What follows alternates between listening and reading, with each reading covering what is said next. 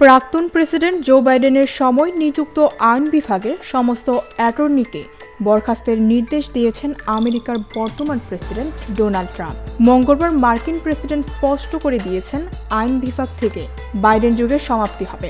ট্রাম্পের কথায় আমাদের হাউস পরিষ্কার করতে হবে, পুরনো আত্মবিশ্বাস ফিরিয়ে আনতে হবে। আমেরিকার স্বর্ণযুগের জন্য একটি ন্যায্য বিচার ব্যবস্থা থাকবে, যার কাজ আজ থেকেই শুরু হবে। যদিও প্রেসিডেন্টের মন্তব্যের প্রেক্ষিতে আইন বিভাগের তরফে কোনো প্রতিক্রিয়া মেলেনি। গত সপ্তাহে হোয়াইট হাউসের তরফে বেশ কয়েকজন মার্কিন অ্যাটর্নিকে চাকরি থেকে বরখাস্তের চিঠি পাঠানো হয়েছে।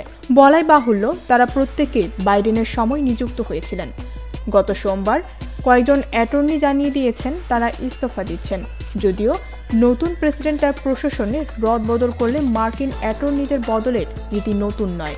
সাধারণত প্রশাসনের তরফে তাদের পদত্যাগপত্র দাবি করা হয়। উল্লেখ্য, এর আগে বাইডেনের নিরাপত্তার ছাড়পত্র প্রত্যাহার করেছেন ট্রাম্প। এর ফলে আমেরিকার গোপন তথ্যাবলী আর প্রাক্তন প্রেসিডেন্ট পাবেন না। তার কাছে আর কোনো গোপন খবরও পৌঁছাবে না। ক্ষমতাচ্যুত হলেও প্রাক্তন প্রেসিডেন্টরা এই সুবিধা পেয়ে থাকেন।